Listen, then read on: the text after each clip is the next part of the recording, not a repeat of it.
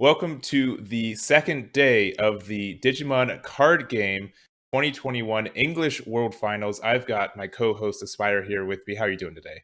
I am doing fantastic. Egg. We saw some extraordinary games in game one with so many players clutching it out, fighting it out, and the pod format just gives you so many opportunities to have those fantastic shakeups of will he not situation. So if anything, I'm having a fantastic day, ready to see some exciting matches in this day two tournament. Yes, we have four players and four matches for you guys today who qualified from yesterday. We have Brent Sosa and Chungman Chan from North America playing Lilith Loop and Blue Hybrid respectively. And straying away from North America, we have Joseph Reyes from Oceania on Jesmon, as well as Daniel Opiola from Europe with Blue Hybrid. So we do have our semifinals. We have Brent versus Daniel, and then Chungman Chan versus Joseph on the other side. And what they are fighting for today are these fantastic prize cards. We do see the Metal Greymon, the War Greymon, and the Omnimon. Super great prizing cards. We've always seen them play, make some really, really nice prize cards in like the metal and all the foiling. They're really nice. If you see them in person, you'll be amazed with them. Yep, absolutely. Our day one participants all walking away with a stamped Alter S. Absolutely gorgeous, as well as the Playmats. But this is really where, they're putting everything on the line here. One player walking away with any of these prizing with the fourth place, stepping away without getting home a metal card. And, we've seen what Bandai is capable of doing with metal cards in the past, and they're going to be absolutely gorgeous and absolutely fantastic trophies here for the players getting to walk away from this World Championship tournament. Yeah, and with that, we don't really have anything else. We want to see some games. You guys want to see some games, so let's jump into Brent versus Daniel. All right here, and we have Daniel on the top here with Brent down over at the bottom. Blue Hybrid versus Lilith Loop, and you yourself a connoisseur, very much so of Lilith Loop. Yes, I love the deck. It's just been like there's so many different ways to play it in every format. It did obviously get a little bit of a nerf with the Mega Digimon Fusion being the first card to be banned in this card game. Obviously, a card that this deck loved, but seeing this game one just hard casting that Kumamon is not what you want to see. No rookies in hand, no tamers either. Meanwhile, you have pretty much all the resources you kind of need as the Lilith Loop player. Yep.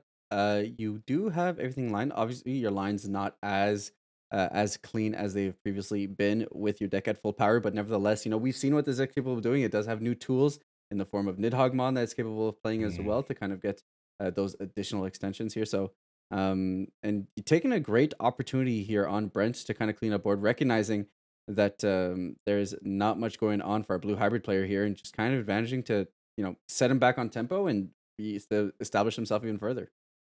Yeah, and obviously the you want the other way around if you could have played the scatter mode on top and potentially play the Eismon in hand for free. But yeah, you can obviously see that Daniel is having such a difficult time doing anything right now. Yep, it's a tough position. No rookies in hand to be able to kind of cycle in some draws. Hmm. Um, no hybrids to kind of go into it. So very much just a stiff draw of basically the entirety of his top end here, and forced to go into another hard play of a champion here and passing it back to Brent for 5. Hmm. Now, yeah, I bet, yeah, you probably just swing. I mean, you definitely want this Eismon to pop if possible. You get to set up your trash. You could go, into the werewolf mode as well and just go into a Lilith. Yeah, that looks like the play. Hmm. Going into the werewolf mode. Yep, and another Goblimon, so you can start doing your plays next turn. Actually going into the Nidhogg. Interesting. Oh, thinking. Going to the Nidhogg. Passing one. All right. And you can also, yeah, never mind. You almost always see this Nidhogg on the play for just for the trashing to gain the memory, but being able to pop that Kindergarumon is fantastic. You are passing your opponent one, you have a full stack up to a level 6. Your opponent is seeing their first tamer and no rookies so far. Yep, it's an incredibly good position here for Brent.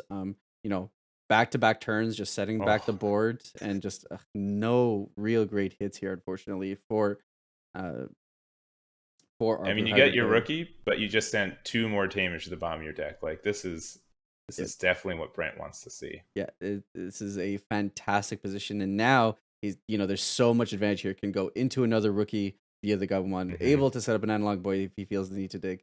So Brent in an incredible position here to just take full advantage of the board state. And yeah, I mean, the only thing I would say is that if you swing in with Nidhoggmon, there's a chance you hit tamers and you give your opponent some advantage. But based on what they're seeing, those tamers and those rookies have to be somewhere, and so they're probably a couple in security right now. Presumably. So yeah, it's kind of like just thinking about like, is it worth chipping down the opponent? Is Daniel going to be able to find? But no, instead we're just going to go right into the Ghazi and just kind of pass three and hope that our opponent's going to continue on breaking. We do know that Daniel now has the Strabi, so he will be able to get some draws. Um, Ooh, and there's a Tommy too, yeah. so you're starting to see something. All right. So Evo into the Strabi, drawing into a hybrid here.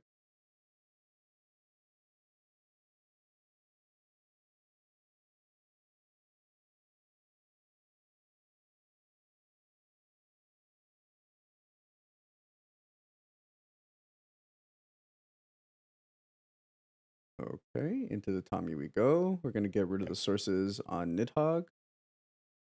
Those are Gray some good source. sources too. Yeah. Yeah, some additional draw.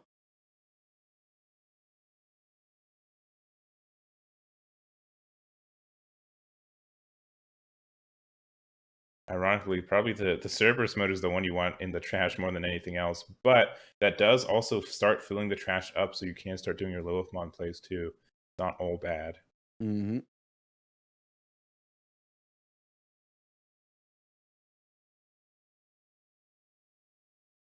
All right, we're in the tank. He's he shouldn't, but he could almost play the Susanomon.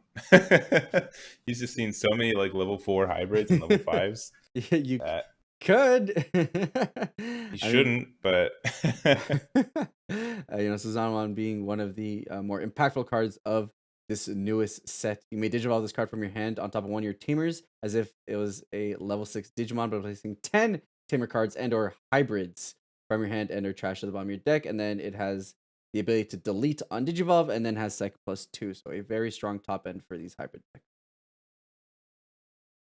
there's the Jack Raid. All right, what would you say?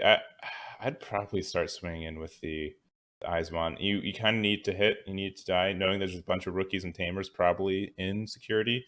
Chances are it will not die, but see. Yep, I mean that's kind of my stance on it. It's one of those things where like yes, you want to respect your opponent, you don't want to give him an opportunity to come back, but eventually you do kind of need to start and putting the game into a position where you are ending the game. Hmm. Because the longer it goes out, the more opportunities you give your opponent to be able to kind of surmount a comeback. And of course, this Eisman here would allow some good filtering of the hand. Ooh, Yep. and it does delete, so that is exactly what I see. All right, so draw 3. Yeah. So very good position here for Brent. So, 1, 2, 3. Right, discarding 2 or trashing 2 rather. yeah, and then additional draw two, and then additional draw one. So fantastic position here, in terms of setting not only your hand but your trash exactly the way you want it. And getting rid of the Lady Devimon and the promote. All right, drawing 2 more. All right, Zwart is great. Getting rid of the 6% win rate. And the Demi Meramon. No Eismon.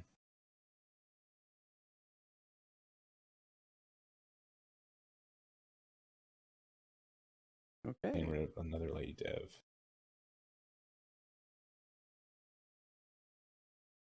But I think the play is probably going is it just right into defeat. going into defeat, huh? Hmm. For Zwart, right? Or yeah, sort. Sorry, not defeat. We got win rates. We've got defeats. We've got just regular Zorts.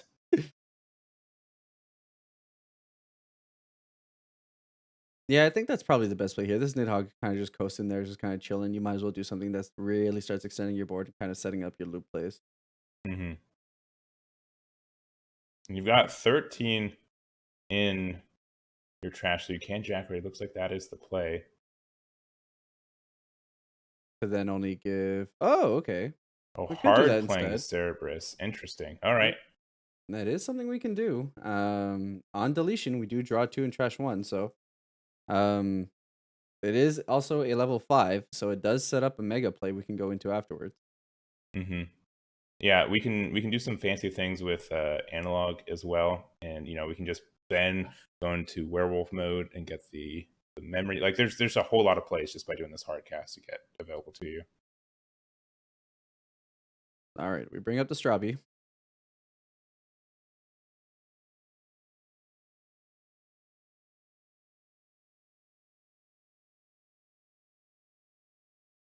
And then we think. Yeah. There's some lines here. That's the thing at the moment. And Daniel does have lines available to him now, much more so than beforehand.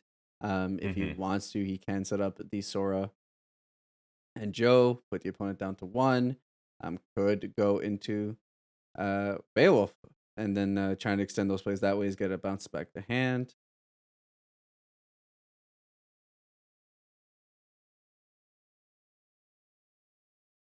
Yeah, but I do mean like the Gaussian hand isn't terrible either because you just get like a free Digivolve next turn off your Digi-Egg. Yep. Yeah, so we will go ahead and bounce a Gazi. And then we can still go into like Boko, give our opponent what? Give Brent 1. There's an Eismon.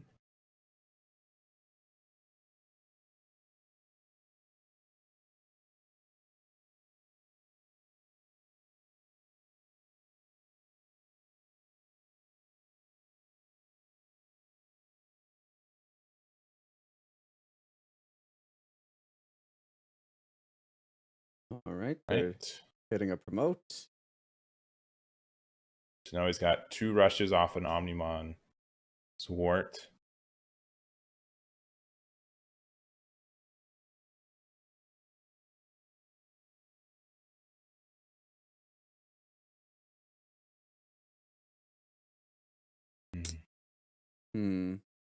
It's very tough.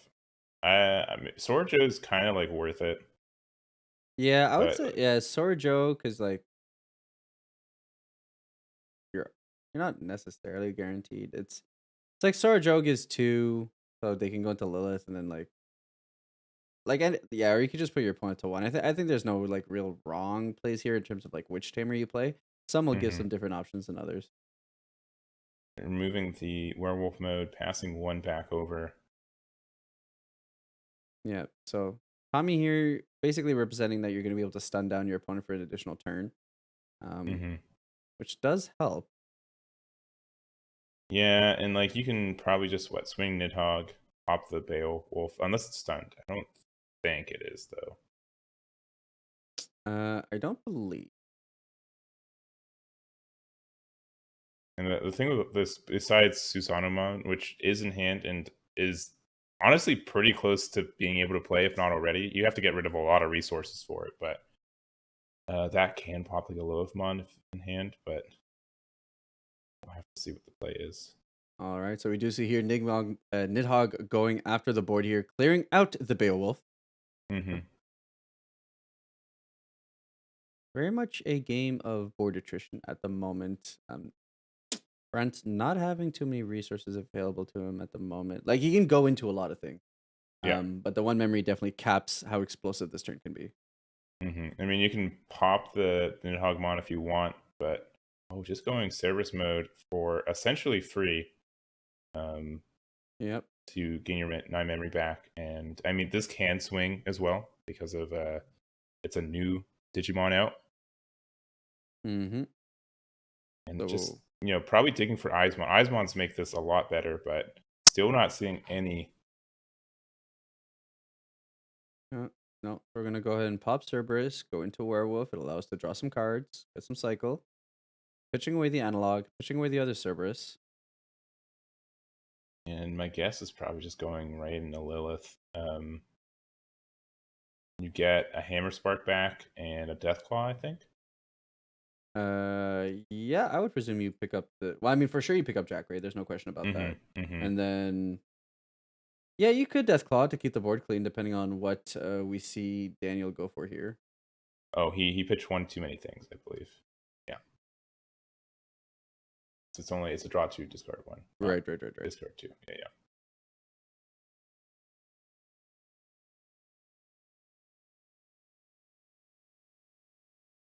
All right. And going to Lilith.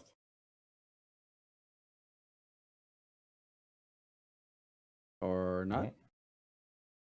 I mean, you can also go into Zort. Not terrible either. You have both options available to you. All right, Lilith. It looks like it's what we're committing to. Gonna be able to get our draw, and then gonna be able to get a couple of cards from our trash. Just checking this battle log real quick. Yep, just confirming what the lines of play were to make sure everything was kosher.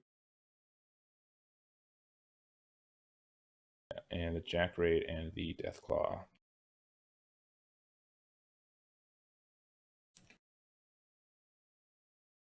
All right, passing on over, and Daniel with 3 to work with, facing down a Nidhogg and a Lilithmon, while he's got a pair of Tamers. And no rookie again, besides Pokemon. Yeah, really. I mean, nevertheless, I think you could probably say we want to Evo on top of the Tommy anyways, just because we want to stun something on board, or you could just straight up Boko and try and dig yourself out of this.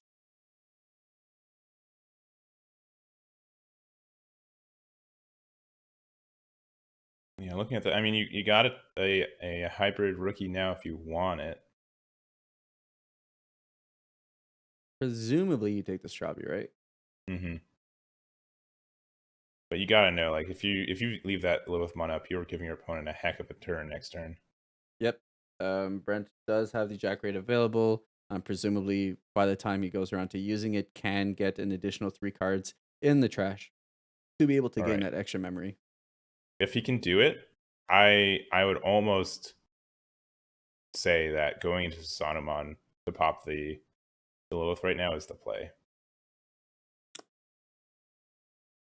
Good number of hybrids. I mean, you got 2 on board. You got 7.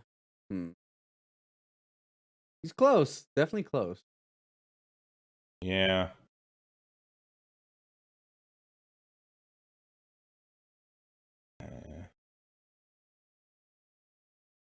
Yeah, so he's essentially doing that for free with the Pokemon out. Yeah, I mean, we do see what 3, 4, 5, 6. So 6 in hand in terms of hybrids and tamers. So would only need to find the additional 4 in trash, which I do believe exists. So it is costly, but just giving Lilith a turn to be able to do her thing is just incredibly tough to deal with. It sets up lethal too because it has Carry Attack +2, which is absurd sometimes. I can't imagine playing that card when Mega Digimon Fusion was active. Like, that is 3 damage for 1 memory is very, very dangerous. Mm-hmm.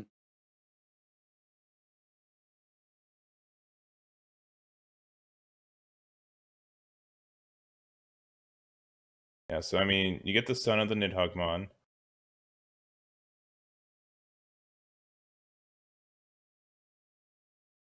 And then you think. We're in the tank.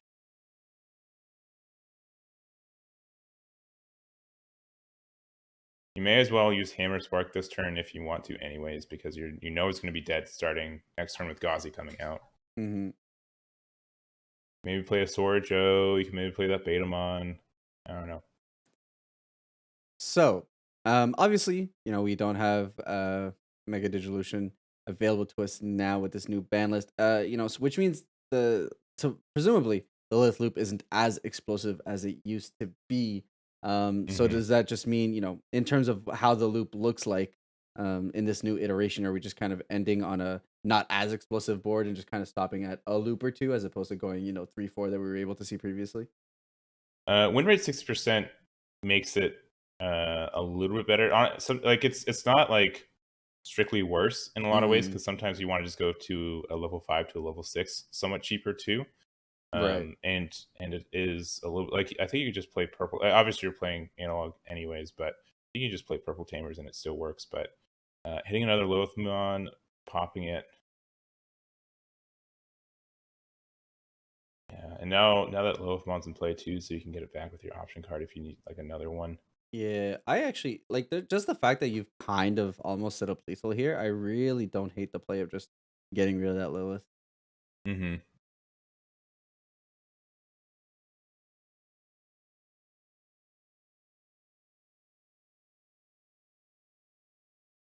Yeah, I think that Betamon will do a lot, though. I think Hammer Spark into Betamon will prevent a lot of the memory gain your opponent's probably going to be getting. True. And though, Deathclaw is active, so that could do something. Well, you could hammer spark into beta and then they get 2, but then they go back to 1 and then yeah. And I'm not one of the judges watching this game, but I think you can still Deathclaw, pop the Betamon, and then you can use Lilith to gain the memory afterwards too. So Presumably because the option resolves completely before Lilith gets to actually gain the 2 back. yeah. So it looks like it's just passing with Sora Joe, passing 3, which is already a lot, especially when you have all this. But you set up lethal for this next turn too. Yep, Uh, effectively here saying, one, hopefully security is can help me, and then two, if you're not able to finish me off here, I am threatening lethal.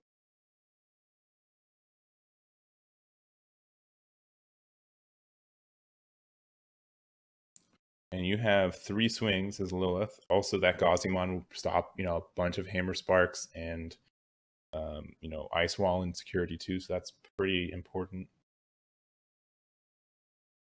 Yep, Ice Wall would be huge. I mean, seeing more Hammer Spark.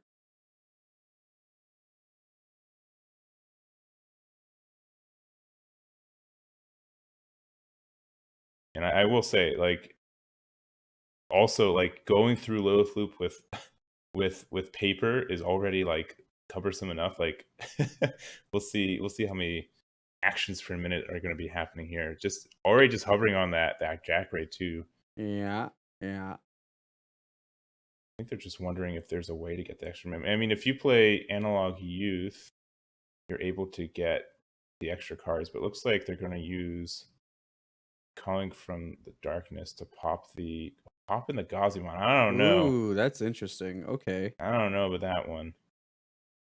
That does do a lot of work. Get the Eismon back to hand. That's good. Getting Eismon back to hand with the scatter modes means you get some free cards. And Yeah. then I guess from there you get to play the Demi Marimon, so you get the free discard or draw one, discard one. So I Yeah, mean, that's tough though, because the Ghazi being there kind of prevented like Ice Walls and Hammer Sparks from kind of doing their thing. yeah, and he needs to set their memory to 4, I believe, because it costs 1 to play it, and then you get the 2 back with Lilithmon. So All right, going into Icemon. Jack right here for 1. all right, there we go. Yeah, set to 2, and then Lilithmon will gain the 2 back. There we go. Okay. Yep, going up 4. Yeah, that doesn't. Yeah, but this doesn't fix the issue we already had. But you're now at 19. Yeah, so you're short 1 still. Okay. Well, it's not. I mean, you could use 1 Jack raid, go up to 5, and then you have the additional Jack raid to then go up to 7. Yeah, Yep, which we're going to see here. So lots of memory to play with. and probably go analog. Yeah, why not? I don't know.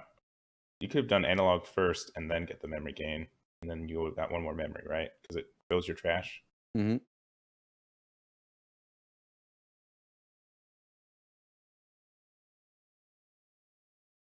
Oh Oh well. Well Oops, then. all Eismons.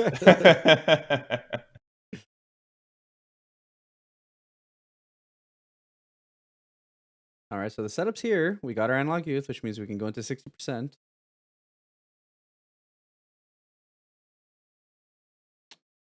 Does need to be of the same color, though.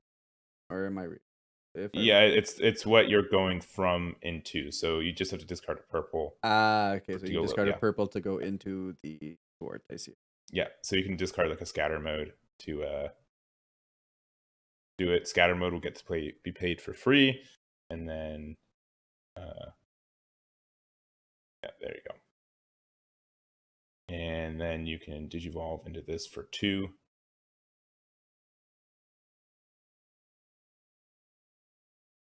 Get our draw, and then get Zord's incredible ability to be able to play out some cost.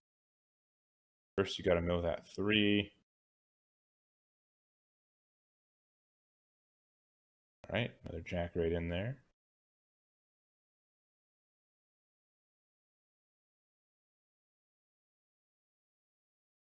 And what are you playing off this? I mean, probably Gazimon. Gazimon is safe. It protects you from, again, Hammer Spark plays. And probably a level 5 to go into another Lilithmon this next turn.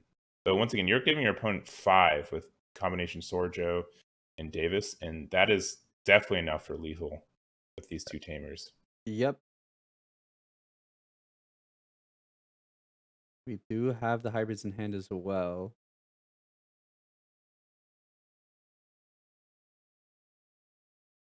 So effectively gonna have to mount some kind of defense.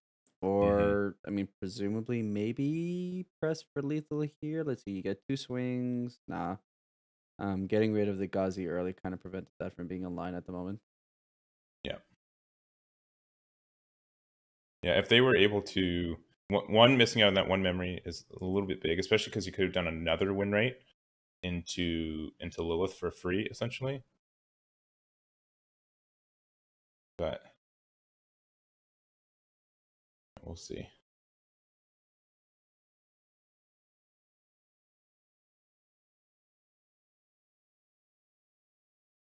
All right. So it does look like we're going into a Lady Devi as our other option. So swing in, getting Lilithmon to hand, putting the Pokemon, or popping the Pokemon.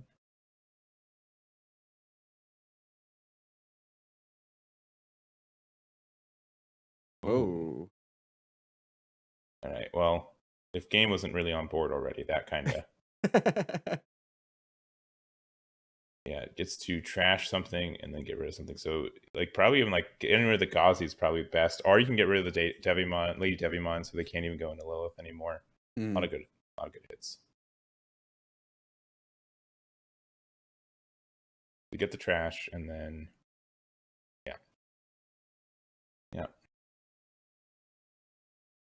Nothing can swing right now. Also doesn't pop Analog Youth because it didn't trash it. Just sent it to the bottom deck. Yep. Does make the options a little bit more difficult.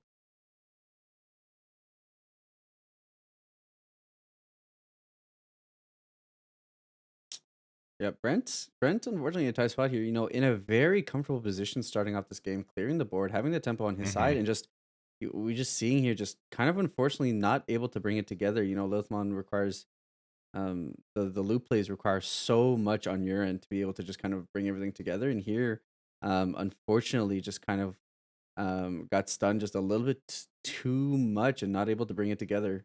And now's the opening. Yeah. Oh, with the Oh, ice the wall ice wall. backup too, basically guaranteeing you're going to live to see another day.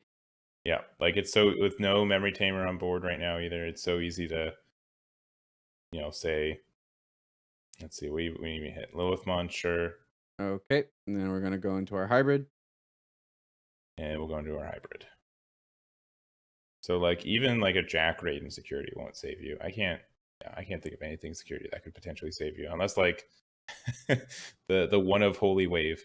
Even then. Yeah, no, unfortunately here we're going to go into the Korikaku and then probably followed by another Korikaku afterwards here. But we're just going to check the trash on both ends just to make sure everything's kosher, understand what's in there.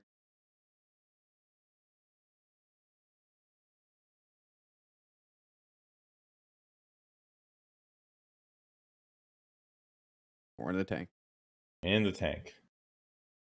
Just triple checking lethal. All right, swinging into security, hitting into the Nidhoggmon, and then a that'll lot of be level 6s it. in there. That was a lot, very beefy, but going into the Korikaku and then closing out game 1 with Daniel taking it down over Brent, forcing a game 2. Yeah, the beginning of the game was pretty slow for Daniel, but being able to make it back, and I think it's kind of like they bricked at different parts of the games. Obviously, Brent was able to have like that really strong opening, but they just weren't able to. Honestly, they weren't able to get a lot of Eismon procs. Eismon procs can just help you so much, making a board, getting advantage, and everything else, and you just weren't able to get that set up fast enough to do what you need to do.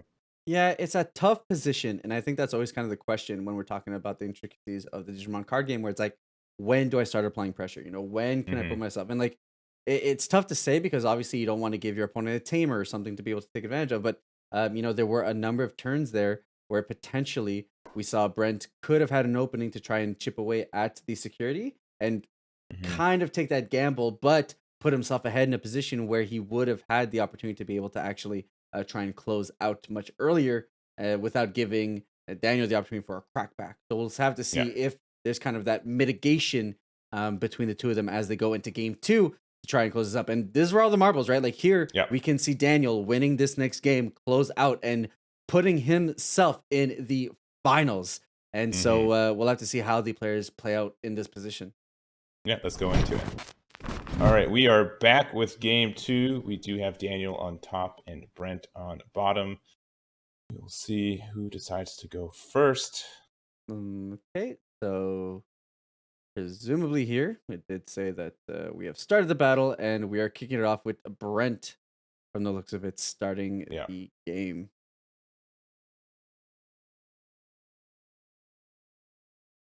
Once again, he's finding the wrong Eismon first. And normally you want to see the scatter mode and kind of go from there, but drawing one with the devolution. Let's see if you get the scatter mode. Oh, nope, No, just well, the other one. The other one. Probably still just Digivolve into it, because you can go to Lilithmon right now if you need to, but yeah, the big thing about Lilithmon is that it's so good, but it's not good until you have 10 cards in trash, and until then it is doing really nothing for a long time. Yeah, here Daniel's very much incentivized to kind of just go fast. Take advantage that there's going to need those couple of setup turns for Brent to really put himself in a position to be able to pop off as much as he can. So we'll have to see just how much Daniel can push here to be able to accrue advantage. And we saw what he was able to do even in the late game when he stumbled the first 2 turns. So here, having the rookie being able to draw and then going into a tamer could very much put him in a good position, so much better than he was going in game 1. Yeah, he's got a really good starting hand. Nothing beefy, but really can start a good foundation. All right, bring the Eismon in. Let's assumedly swing with it and see if it gets deleted. All right, so we'll see what happens here. Oh, Well, no, sure didn't. Oh, that is so painful. Yeah, I mean, that's probably like one of the better times to hit a hammer spark to security, but you never ever want to see it there. Yeah, it's not costing you the game at the moment, but you weren't able to expand your board, you weren't able to fill up your trash, and now Eismon was also able to survive. So now we're in a position where it's just another quote unquote setup turn at the moment. Yeah, and so there's a pretty big decision. You can play another Tommy right here, and you get rid of all the devolution sources, which pretty much gets rid of a bunch of your opponent's card draw, and that looks like the play. Yeah, sending back to 2 and getting rid of the Gabu and the Demi. Yep, so that'll hurt your draws. It'll hurt your ability to be able to dump more stuff into your trash. Ooh, that Sorjo is a good pickup as well. Yep. And this Strawby is just kind of safe on the board at the moment, because I don't see you deathclawing your Eismon here for this, though. That's a good rookie. I mean, you can maybe Cerberus, go up one more and prevent, having a sourceless thing right now, but it looks like swinging in. Okay, getting in that chip damage and hitting into a Beowulf, so it will Ah, go ahead and die and go to trash. now it gets trashed, of course. Always the predicament. Always. Digivolving for 2 there, All right, going into the promote. We draw into a and Zwart. probably Cerberus. Presumably, Yeah. okay. Yeah, going into Serb and then setting up our Lilith. Not a super strong Lilith, but nevertheless starting to get our game hmm plan online.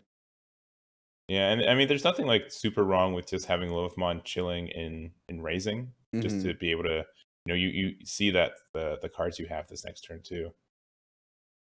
All right, so drawing into another Strabi, which is great, especially since we're now into our raising a new egg turn, drawing into a Hammer Spark. That'll be great for extension here. So lots of plays available. Presumably, this is kind of when Daniel will start chipping in, but we'll see what lines he opts to go for. hmm I Those don't know, like Sora Joe for 4 seems pretty good right now. put your opponent to 1. Yep, you could do that. You could bait him on. A good number of lines here available. The double beta pretty good here too as well, just because hmm you're gonna be able to prevent, like, if they deal with one, they still have to deal with the other one. Oh, there's the 60% going into Brent's hand. Yeah, and Sora Joe passing 1.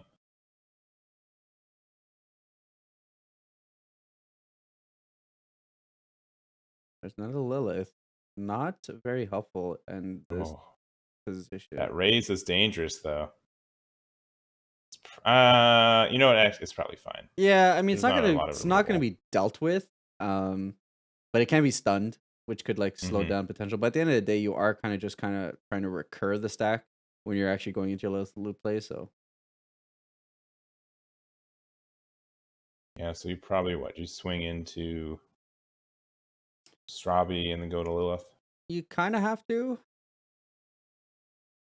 You're not really in a position to race here at the moment, unfortunately. So you're not going to go for security if you're going to go for anything. hmm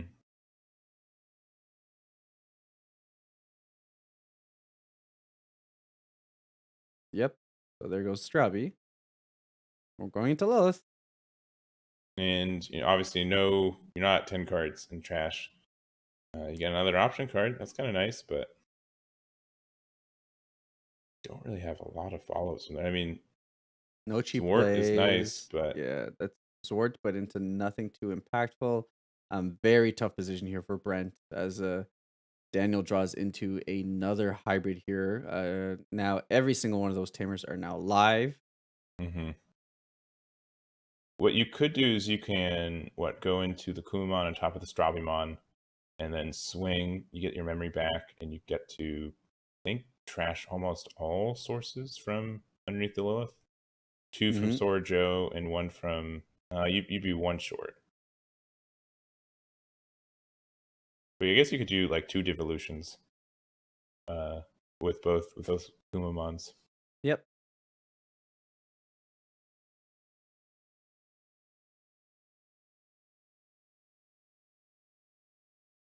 Yeah, there it goes. Oh, thinking. Yeah. There we are.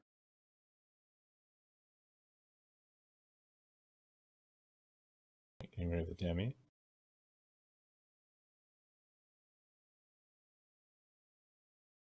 Swinging in, using Sora Joe to get rid of 2 more sources.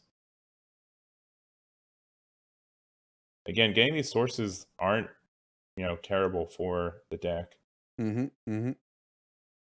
Yeah, I have 7 in there. Hammer Spark. Okay. Are we gonna just Oh, an attempt at memory choke here? yeah, you're gonna Kumamon, and Yeah. then that is Oh, disgusting. that is so tough. Not only are we stunning the Lilithmon here now, we're also removing the sources. hmm Very, very gross. And then Ice Wall, yeah. Yep. Ice Wall gave your opponent 1 and then just kind of freeze into your next turn. Yep, and then with Sorjo live as well, like you have like no plays right now. I mean, you can still like hammer or Jack Raid for something, but it's not a lot. Yeah, we'll have to see.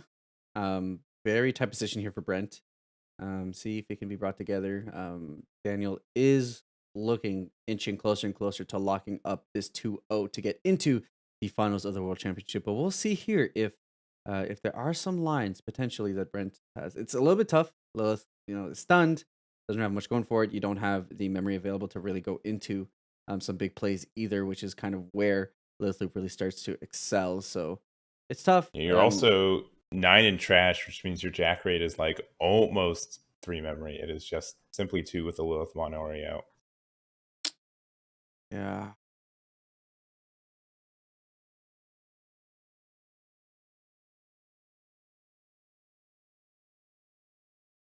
Yeah, just a tough spot. There's no option. Like I'm looking at the options here available, and wow. Okay. No ice wall. All right. Interesting. I'm surprised. I'm honestly surprised here. I mean, you'll take the draws, but wow, okay. Giving 3, that's I guess way more of an opening here. But you don't have a way. You don't have a way to get that extra card into trash, which is so unfortunate because all the option cards require you to pop one of your dudes, and you only have the Lilith one out. So if you had one more, you could. Oh, yep. Nope. Pop? No, really. At least you don't gain the 2 here for this, right? no, not until after, right? And why would you not swing into that first and then pop the Strabimon? Brent here is seeing something that we're not. Well, I mean, Lilithmon is stunned, right? Oh, that is. No, I don't think so. So it lost exactly all of it at the end. So, okay, yeah, you don't gain the memory back. Yikes. Yeah, so the Tommy has the inheritable that when you attack, you can choose one of your opponent's Digimon with no sources, and it can't attack them. Okay, I see now. So so you don't gain the. I mean, maybe with a lucky memory or with a lucky security, you're able to extend and survive, but you need to set up some kind of play here. So yeah, you just go for this. Unfortunately, you are going to give your opponent 5, and you have to hope for the best here in security to be able to give you an out, maybe go into a play afterwards. Again, if you had that one more memory, you could, go into Zor. I mean, I guess you still can't swing, but just being able to play these dudes and then keep it your turn would have been huge. Yeah, just checking security. You're fine, and then you got your 2 hybrids to go into. I think this spells doom for Brent. Swing in here, and that's it, Icemon. And we're going to go into our last and final hybrid here, Korikakumon, to swing in for game. And Daniel taking down this semifinals match over Brent. Blue hybrid taking it down over purple Lilith Loop in this World Championship semifinal match. Yeah, super, super close. Being able to get that hybrid stack up and go into it. A lot of games are kind of ending like that. That was kind of like in the last tournament with Gobobon being able to do that and being like one of the only decks to do that made it really popular. But now that so many other colors get to do it, but yeah, blue's still I think the best at just being able to play hybrid after hybrid, being able to poke in 1 damage at a time and being pretty immune to whatever your opponent has in security. So we've kind of seen like those security control decks kind of drop off because of that too. Yeah, 100%. I mean, Brent was like in such a strong position starting off the game, and Blue just showing off its versatility and its ability to bring back a board state that kind of just wasn't there. Obviously everything that it does in terms of stunning your opponent's cards from being able to attack to all that memory manipulation does definitely allow it openings that other colors kind of don't get. So in that front, just an exemplary showcase of why Blue is an incredibly strong threat going into this top 4 elimination tournament. Definitely. So Daniel has won a ticket to the finals. We'll see Brent again in the 3rd place match. And we do have the other semifinals coming up next, which we have Chungman Chan with Blue Hybrid versus Joseph with Jessmon.